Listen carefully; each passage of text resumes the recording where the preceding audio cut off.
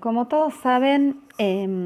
Venezuela ha estado hace años en el ojo de la tormenta de lo que, entre comillas, Estados Unidos y sus países satélites consideran el mundo, que es el mundo occidental bajo la órbita justamente de el imperialismo estadounidense. Y lamentablemente en este momento en que la humanidad asiste en su conjunto y tiene como prioridad, como principal preocupación, encarar de manera solidaria y colectiva,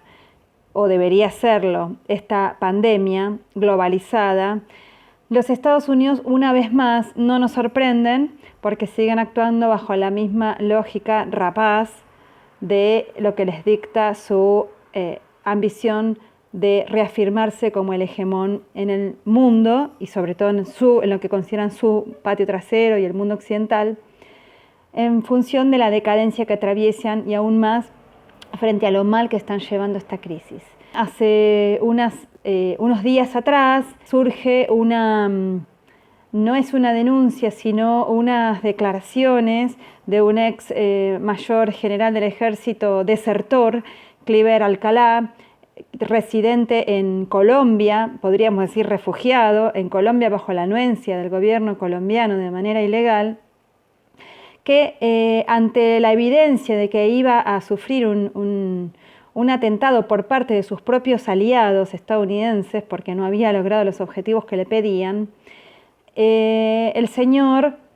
se autoinculpa diciendo que un cargamento que había sido interceptado el día anterior con un arsenal de guerra camino a Venezuela por autoridades viales, policías viales en Colombia,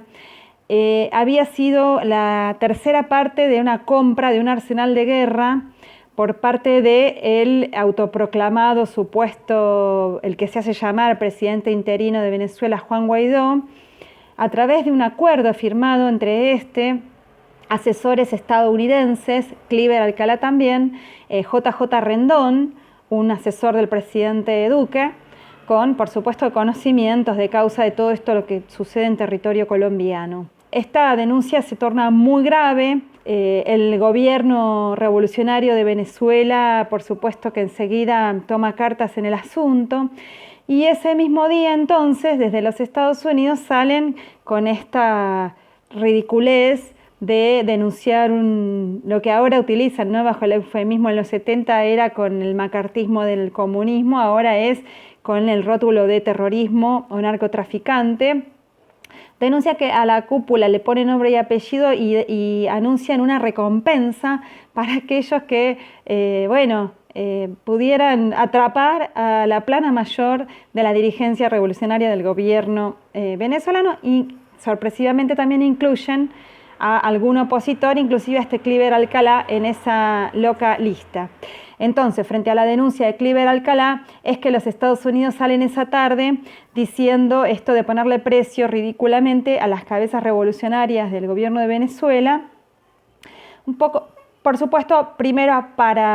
podemos decir tres motivos, ¿no? Uno, para tapar esta grave autoinculpación y denuncia que había hecho este señor Cliver Alcalá. Dos, para seguir tapando la propia situación gravísima que viven los Estados Unidos, producto del no hacer nada frente a la situación de la pandemia. Y tres, también es una forma de anunciar que van a financiar con estos tantos millones de dólares a los grupos paramilitares que estén dispuestos a ejercer por su cuenta o bajo las órdenes más orgánicas los asesinatos selectivos que están exigiendo desde Washington. Como si esto fuera poco y sin que nadie les pida cartas en el asunto, y también teniendo en cuenta que en Venezuela hace meses que se está dando un diálogo, un verdadero diálogo y fructífero diálogo político entre el gobierno revolucionario, las fuerzas revolucionarias y la oposición no golpista, pretenden establecer un consejo, dicen ellos, un supuesto consejo de Estado transitorio entre 6 meses y un año, en el que tendría que estar encabezado por